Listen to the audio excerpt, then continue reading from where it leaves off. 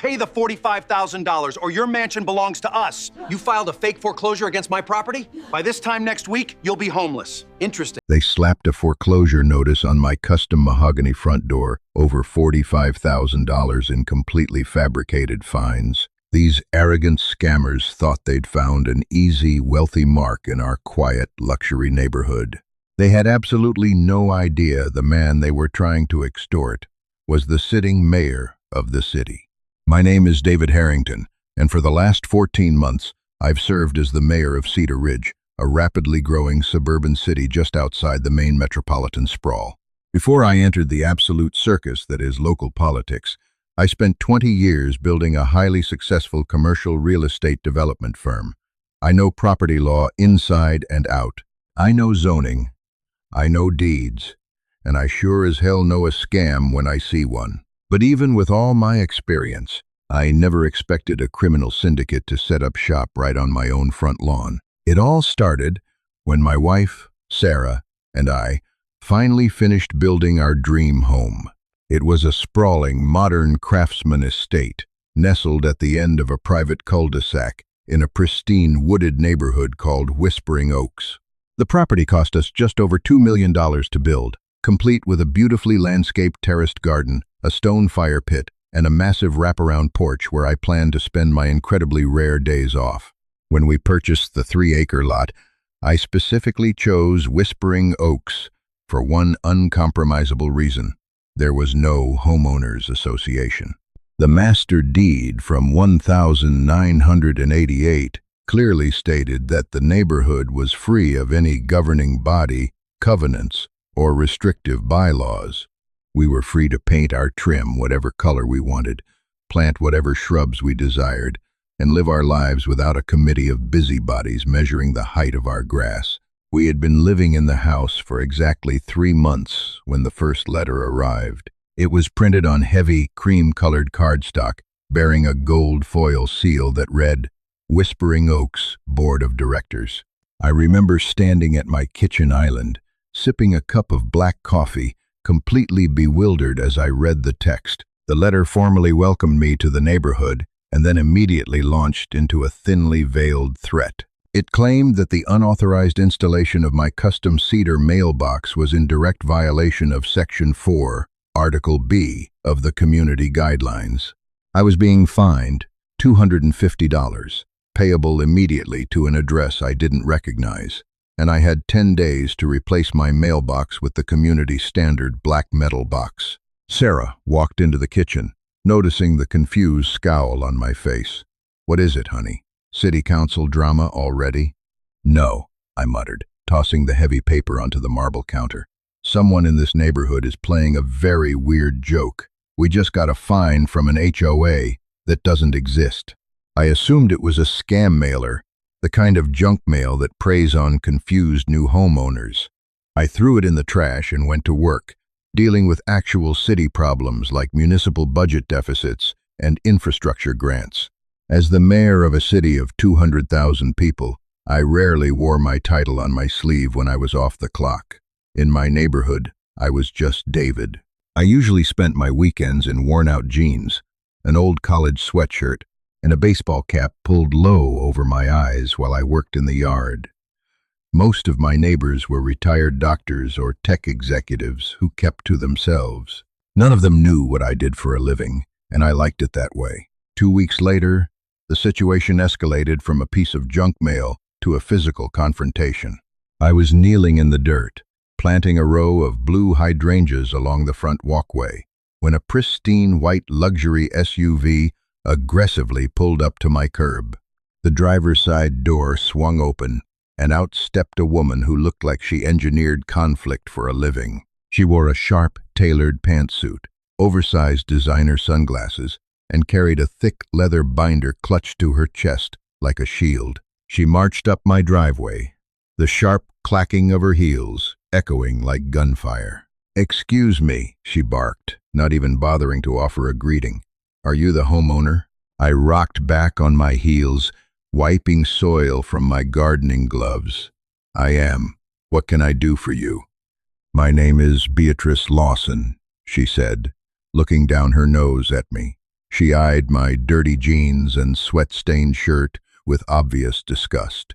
"I am the secretary of the Whispering Oaks Homeowners Association. You have ignored our notices regarding your non-compliant mailbox, and now I see you are installing unauthorized flora without submitting an architectural review form." I couldn't help it. I laughed, a deep, genuine laugh that seemed to absolutely infuriate her. "Mrs. Lawson," I said, standing up to my full height, "there is no HOA in Whispering Oaks. The deed restrictions expired in the late 90s, and no governing body was ever legally reformed. I know this because I ran the title search myself." Her face tightened, her lips pressing into a thin, furious line. "You are completely misinformed. The association was reinstated by a majority vote of the founding residents 7 months ago.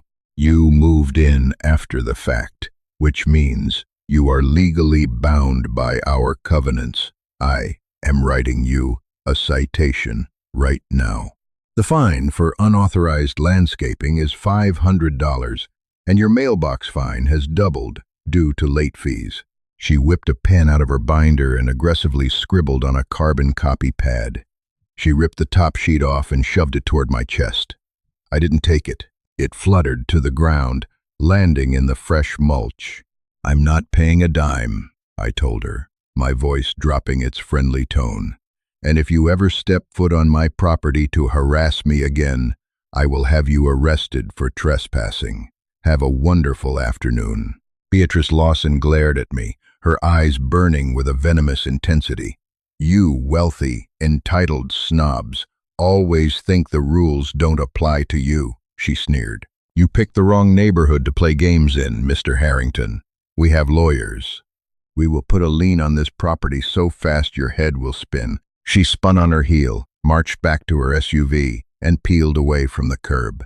I watched her go, a cold sense of realization creeping into my gut. This wasn't just a nosy neighbor with too much time on her hands. The confidence she exuded, the specific legal jargon she weaponized, this was a practiced routine. When I went back inside, I immediately opened my laptop and logged into the county clerk's secure database. Using my administrative access, I pulled the corporate filings for the city. It took me less than 10 minutes to find what I was looking for. A limited liability company named Whispering Oaks HOA Management LLC had been registered to a commercial P.O. box just outside city limits. The registered agent wasn't Beatrice Lawson. It was a man named Gregory Dalton. I ran Dalton's name through the municipal court records. My blood ran cold. Gregory Dalton had a long history of civil litigation involving property disputes, debt collection, and real estate fraud. He and Beatrice had found a legal loophole. In states with lax HOA regulations, a group of people could fraudulently incorporate an HOA in an unmanaged neighborhood, draft fake bylaws, and start sending out legitimate-looking bills. If the homeowners got scared and paid, the scammers pocketed the cash. If the homeowners ignored them, the fake HOA would file fraudulent liens against the properties. When the homeowner went to sell or refinance, they'd be forced to pay off the lien just to clear the title. It was an incredibly lucrative, brazen extortion racket. And they had just targeted the mayor. The fines began arriving with alarming frequency. Over the next month, my mailbox was bombarded with certified letters from the Whispering Oaks Board of Directors. I was fined $1,000 for leaving my garage door open for more than 30 minutes while I washed my car. I was fined $2,500 because the slate gray paint on my trim was not an approved earth tone. I was even hit with a staggering $5,000 penalty for having a commercial vehicle parked in my driveway overnight, which was actually the city-owned SUV my security detail occasionally used when dropping me off. After late-night council sessions, by the end of the second month, the fake ledger claimed I owed them nearly $15,000. Sarah was understandably anxious. Even though I explained the fraudulent nature of the scheme to her, the legal threats were written with terrifying professionalism.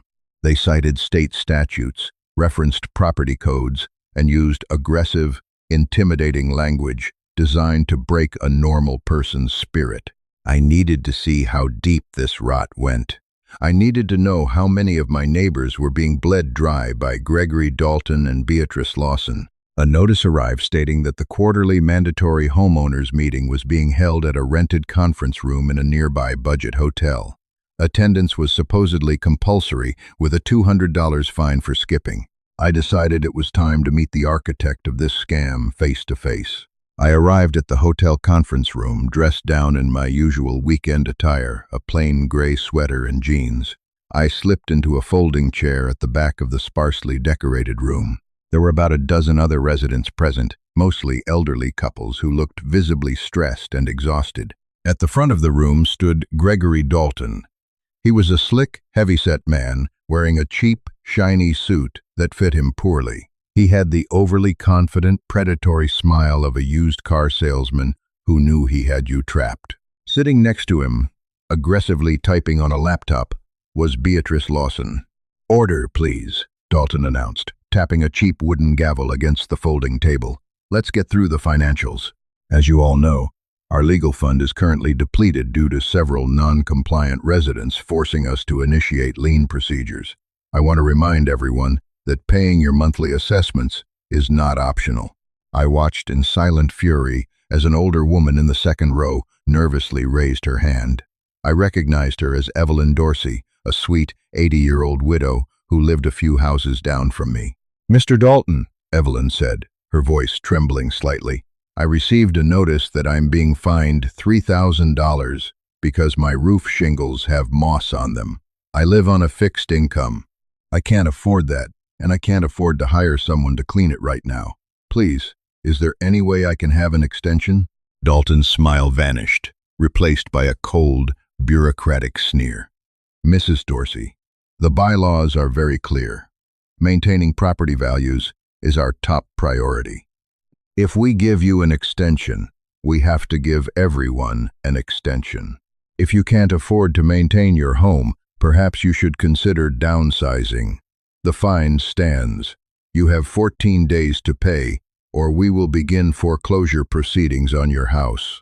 Evelyn burst into tears, burying her face in her hands, while her neighbor awkwardly tried to comfort her. My vision actually swam with red. These absolute parasites weren't just playing paper games with wealthy homeowners. They were using legal terrorism to terrorize vulnerable seniors out of the homes they had lived in for decades. "Excuse me," I said, my voice cutting through the tense silence of the room. I stood up slowly. Dalton's eyes locked onto me. He clearly didn't recognize me. To him, I was just another mark in a sweater. "Yes? State your name and your address for the minutes." "David Harrington, 402 Whispering Pines Drive," I replied, stepping out from the row of chairs and walking slowly down the center aisle. "I have a question about the budget you just mentioned, Mr. Dalton. You claim the association is low on funds. Could you provide us with a detailed ledger of where the assessment money is currently held? What bank is the trust account with?" Dalton puffed out his chest. "That information is restricted to board members until the annual audit." "That's fascinating," I said, stopping a few feet from his table. "Because state law requires that any incorporated homeowners association make their financial ledgers available to any resident upon written or verbal request during a formal meeting, failure to do so is a direct violation of the state property code." Beatrice slammed her laptop shut. "We don't need a legal lecture from a resident who is currently $45,000 in arrears," she shouted, pointing a manicured finger at me. "That's right, Mr. Harrington. We finalized the paperwork this morning. You owe us $45,000 in accumulated fines, late fees, and legal penalties. A lien has already been filed against your property with the county." The room gasped. Evelyn Dorsey looked at me with wide, terrified eyes. "A $45,000 lien," I repeated, keeping my voice dangerously calm, "on a $2 million property, over the color of my trim and a cedar mailbox." "Actions have consequences," Dalton sneered, leaning over the table. "You thought you could ignore us. You thought the rules didn't apply to you, but we have the power to take your home away, Mr. Harrington. And unless you write a check for the full amount by Friday, we will initiate foreclosure. We will sell your beautiful little mansion at a sheriff's auction for pennies on the dollar." I stared at Dalton. I looked at Beatrice, who was practically vibrating with smug satisfaction. They had absolutely no idea the world of pain they had just invited into their lives. They had crossed the line from a civil nuisance to felony extortion, wire fraud, and falsifying legal documents. "Gregory," I said softly, leaning in close so only he and Beatrice could hear me, "you just made the biggest mistake of your pathetic, miserable life." I didn't wait for his response. I turned and walked out of the conference room.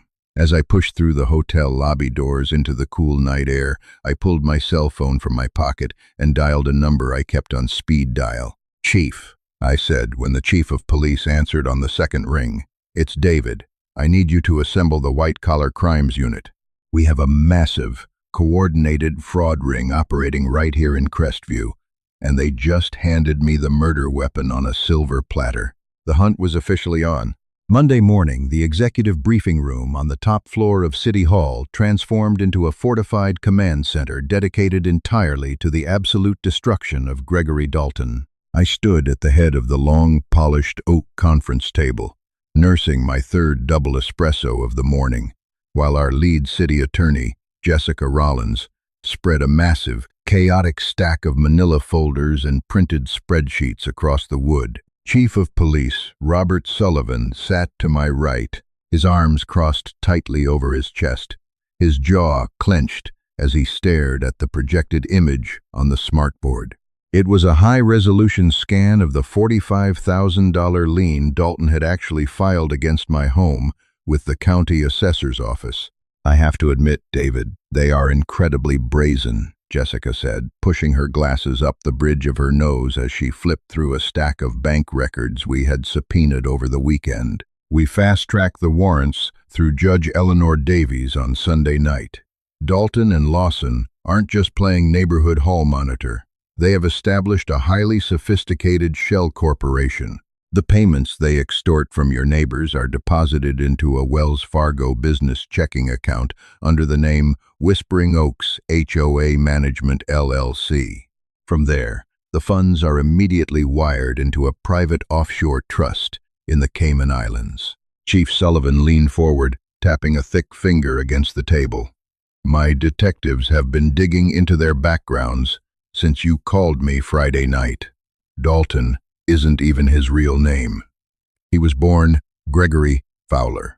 He's got active warrants in 3 different states for wire fraud, real estate extortion, and elder abuse. He specifically targets affluent, newly developed neighborhoods or aging communities where the original deed restrictions are murky. He files fake incorporation papers, bullies the residents, and files fraudulent liens. By the time anyone figures out it's a scam, he's liquidated the accounts and vanished." "And Beatrice Lawson?" I asked, feeling a cold, dark anger pooling in my chest as I thought about Evelyn Dorsey weeping in that cheap hotel conference room. "She's his sister," Sullivan replied, sliding a mugshot across the table. In the photo, Beatrice looked just as arrogant, though her hair was a harsh, bleached blonde instead of the sleek brunette style she wore now. Her real name is Barbara Fowler. She served 4 years in a federal penitentiary in Arizona for forging warranty deeds and stealing the equity out of homes owned by dementia patients. These two are apex predators, David. They saw a wealthy neighborhood with no governing body and decided to build their own ATM. I walked over to the window, looking down at the bustling morning traffic of Cedar Ridge. I had spent my entire career building things. I built commercial centers, I built neighborhoods, and now I was trying to build a city that people could be proud of. The thought of these 2 parasites terrorizing my neighbors, threatening to steal the homes they had worked their entire lives to afford, made me physically sick. "We have enough to arrest them right now, don't we?" I asked, turning back to the table. Jessica nodded slowly. Technically, yes. The fraudulent lien filed against your property constitutes felony forgery and extortion. But if we just send black and whites to pick them up at their rental house, we risk losing the money. They have a digital trigger set up. If they don't log in and authenticate their IP addresses every 48 hours, the Wells Fargo account automatically flushes the remaining balance to the offshore trust. We need to catch them in the act, seize their primary laptops while they are unlocked, and force a physical confession on tape to guarantee we can recover the funds they've already stolen from your neighbors. Then we don't just arrest them, I said, a dangerous razor-sharp plan forming in my mind. We give them exactly what they want. We give them a victory so massive, so incredibly profitable, that they drop all their security protocols and walk right into a trap. Sullivan raised an eyebrow. What are you suggesting, Mr. Mayor? Dalton gave me an ultimatum, I explained, walking back to the table and leaning over the scattered financial documents.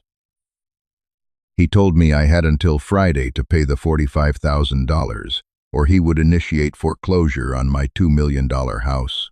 He thinks I'm just a terrified, wealthy civilian who doesn't know how to fight a legal battle.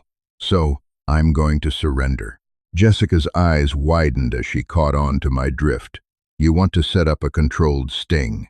I want to drag them out into the open, I corrected her. I'm going to call Dalton this afternoon. I will tell him that my wife is terrified of losing our custom home, that my lawyers told me fighting the lien would cost more than the fine itself, and that I am willing to pay the full $45,000 in a certified cashier's check. But I will insist on doing it in person, at their bank, so I can watch them sign the lien release document. They'll be suspicious, Sullivan warned. These are professional grifters. If a mark capitulates too easily, they usually smell a rat. They won't, I countered smoothly, feeling the familiar adrenaline of a high-stakes negotiation, because they are blinded by their own greed and their contempt for me. Beatrice hates me because I laughed in her face. Dalton hates me because I challenged his authority in front of his victims. If I come crawling back, begging them to take my money to save my house, their egos won't let them refuse. They want to see me humiliated. Sullivan stared at me for a long moment, before a slow, predatory grin spread across his weathered face. He reached into his jacket and pulled out a small, metallic silver square, no larger than a postage stamp. Our technical services division just got a new batch of these, the chief said, sliding the tiny recording device across the mahogany wood. It captures broadcast-quality audio and transmits a live feed directly to a tactical van. If you can get them to explicitly state the terms of the extortion on tape, if you can get Dalton to hold that cashier's check while threatening your property, I will personally put the handcuffs on him. Set up the tactical team, I said, picking up the microphone. Let's go catch a rat. Friday afternoon arrived with a suffocating, humid heat, but the private executive conference room I had reserved at the main Wells Fargo branch on Oak Street was aggressively air-conditioned. I sat at the far end of a massive glass table, dressed in a tailored, charcoal gray Tom Ford suit. I hadn't worn a suit in front of them before. I wanted to look exactly like the wealthy, defeated businessman they assumed I was. Tucked neatly beneath my silk tie, secured by a strip of surgical tape, was the police wire.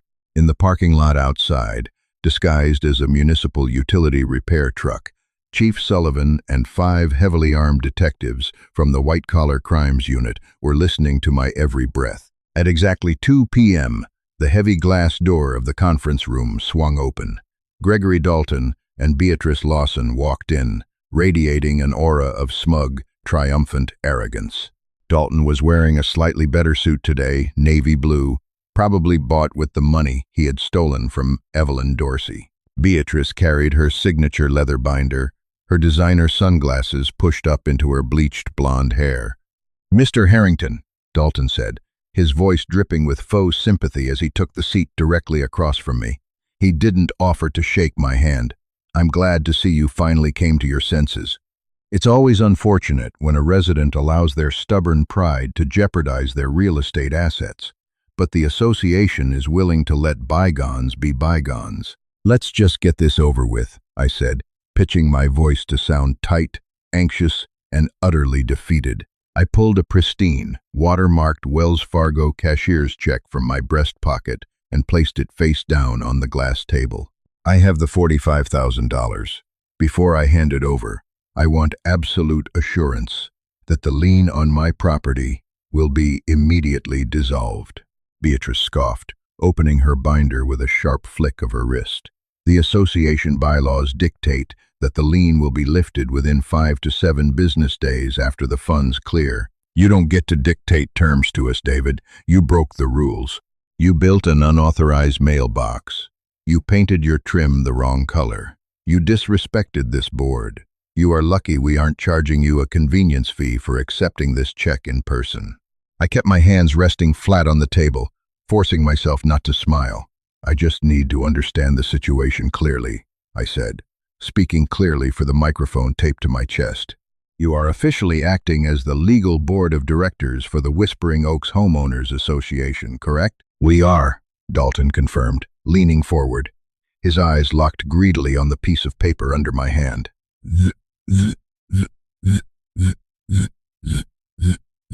And you are telling me, on the record, that if I do not pay you this $45,000 right now, you will proceed with foreclosing on my $2 million home, a home that I built legally on land that has no recorded deed restrictions. Dalton let out a harsh, patronizing laugh. Deed restrictions can be amended, Mr. Harrington. A majority of the neighborhood voted us into power. You didn't pay your assessments. You ignored our citations. Yes. If you do not slide that check across the table right now, I will call the county sheriff on Monday morning and have you physically evicted from your custom mansion. That is not a threat. That is a legal guarantee. Perfect. Got it, I whispered. I slowly slid the cashier's check across the smooth glass. Dalton snatched it up instantly. He examined the bank watermark, his eyes scanning the numbers. A massive, victorious grin stretched across his face. He nudged Beatrice, showing her the amount. She smirked at me, a look of pure, unadulterated contempt. See, David, was that so hard? Beatrice mocked, sliding a single sheet of paper across the table toward me. Sign this acknowledgement of guilt, and we'll file the release of lien next week. I didn't look at the paper. I leaned back in my leather chair, adjusting my cuffs. The anxiety and defeat completely vanished from my posture, replaced by the cold, commanding presence I used when tearing apart budget proposals in city council. You know, Gregory, I said calmly, my voice echoing slightly in the quiet room. You made one catastrophic error when you picked Whispering Oaks for your little real estate fraud scheme. Dalton paused, the check still clutched in his hand. His smile faltered slightly. Excuse me?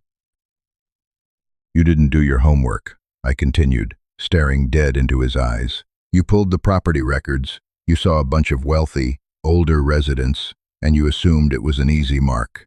But you didn't check the municipal employment records. If you had, you would have realized that the man you just tried to extort is David Harrington. Bye.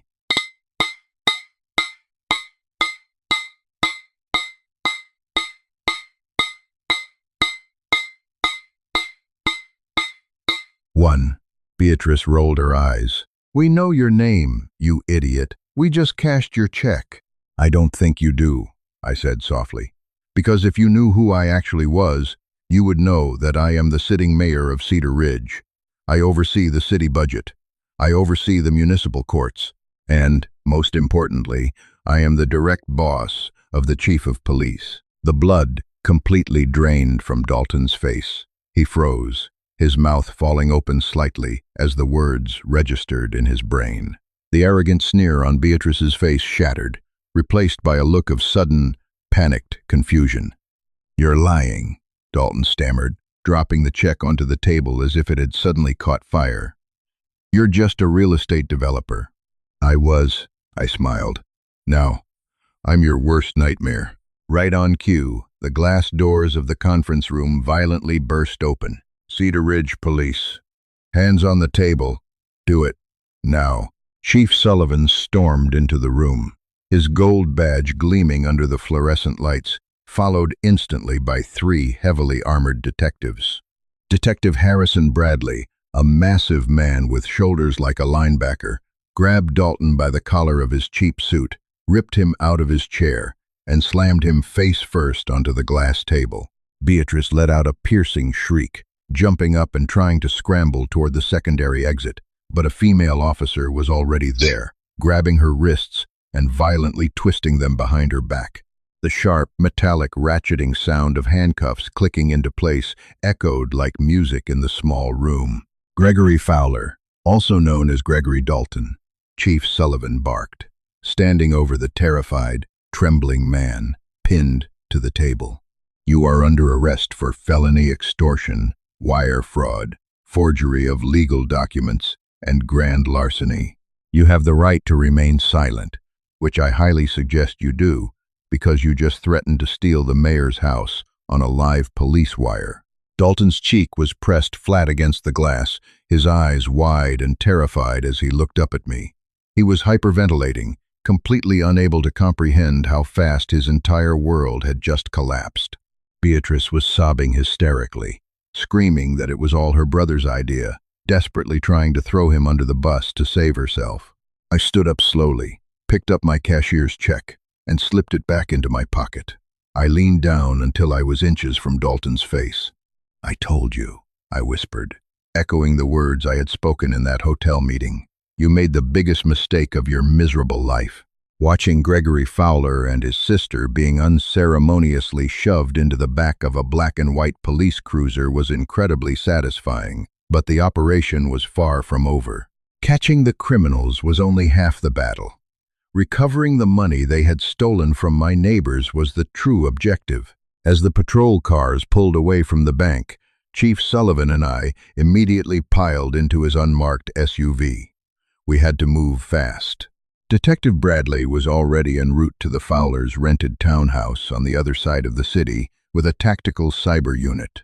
We have a slight complication, David, Sullivan said, his radio squawking as he navigated the heavy afternoon traffic with his sirens blaring. Dalton wasn't just working with his sister.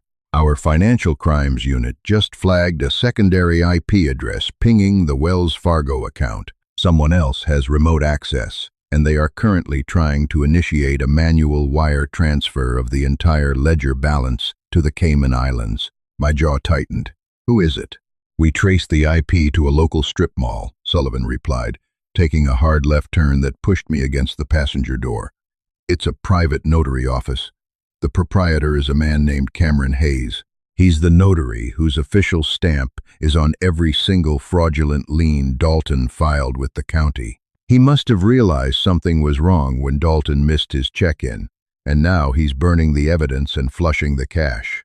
If that money leaves domestic jurisdiction, we will never get it back, I said, a knot of anxiety forming in my stomach. I thought about Evelyn Dorsey's tear-streaked face. I refused to let her lose her life savings. How much time do we have before the wire clears? International wires over $200,000 require a 10-minute verification window, Sullivan said, pushing the SUV to its absolute limit. We have 8 minutes. We arrived at the strip mall in a cloud of burning rubber.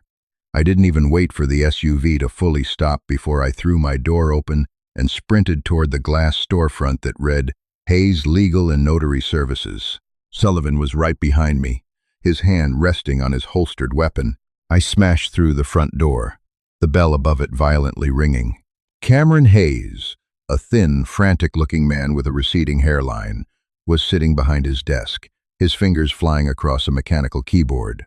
On his monitor, a green progress bar was agonizingly close to 100%, accompanied by the text, Authenticating, Overseas, Transfer. Step away from the computer, Sullivan roared, his voice echoing in the small, cramped office. Hayes panicked.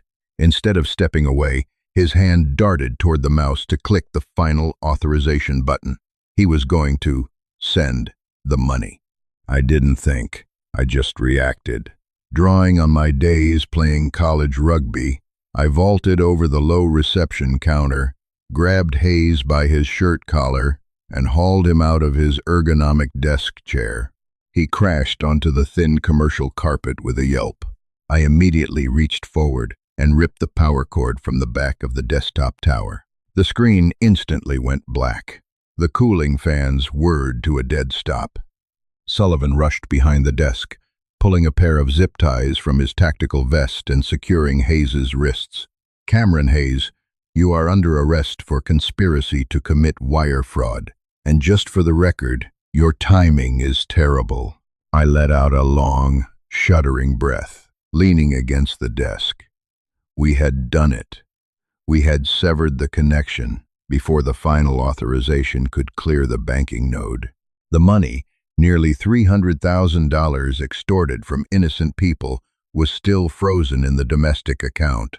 3 weeks later, the atmosphere in Whispering Oaks was entirely different from the terrifying meeting Dalton had hosted at the Budget Hotel. I invited the entire neighborhood to my home for a catered Sunday barbecue. It was a beautiful, crisp autumn afternoon. The custom fire pit was blazing. Children were running across the expansive lawn, and a jazz quartet played softly on the wraparound porch. I stood at the edge of my terraced garden, holding a stack of heavy white envelopes. I tapped a spoon against my glass of iced tea to get everyone's attention. "First of all, I want to thank you all for coming," I said, looking out at the faces of my neighbors. They were smiling, relaxed, and finally free from the shadow of the phantom HOA. As most of you now know, my name is David Harrington, and while I am proud to be your neighbor, I am also deeply honored to serve as the mayor of Cedar Ridge. A warm round of applause rippled through the crowd. "The last few months have been a nightmare," I continued, my tone shifting to one of absolute sincerity. "You were targeted by professional predators who exploited the law to steal your peace of mind and your hard-earned money. But yesterday afternoon, District Attorney William Keller officially finalized a plea agreement. Gregory and Barbara Fowler pled guilty to multiple felony counts. They have been sentenced to 15 years in state prison with no possibility of early parole." Cheers erupted from the patio. I saw several people hugging. "Furthermore," I said, raising the stack of envelopes, "through the tireless efforts of the Cedar Ridge Police Department, we successfully froze the fraudulent accounts before a single dime could be hidden overseas. I hold in my hand a certified cashier's check for every single resident who paid a fraudulent fine or assessment. You are getting all your money back." I spent the next 20 minutes handing out the envelopes. When I reached Evelyn Dorsey, the elderly widow looked up at me with tears in her eyes. "I don't know how to thank you, David," she whispered, her hands shaking as she took the envelope containing the $3,000 she had been extorted for. I thought I was going to lose my home. "You are never going to lose your home, Evelyn," I said gently, giving her a warm hug. "To make sure this never happens again, the city legal department has helped us draft a permanent, unbreakable covenant for Whispering Oaks. It legally guarantees that an HOA can never be formed in this neighborhood without a unanimous 100% vote from every single resident. Your homes are entirely your own." As the sun began to set over the sprawling oak trees, casting a golden glow over my unapproved cedar mailbox and my highly illegal slate gray trim, I took a sip of my drink and smiled. I had built a lot of things in my life, but looking at my neighbors, safe and whole, I knew this was my proudest achievement yet. If you enjoyed watching these arrogant HOA scammers get totally destroyed by the very man they tried to extort, please hit that like button. Don't forget to share this incredible real-life revenge story with your friends, and subscribe to the channel for more crazy, satisfying tales of justice. Have you ever dealt with a nightmare neighborhood committee? Drop your wildest HOA stories in the comments below. I read every single one of them. See you in the next video.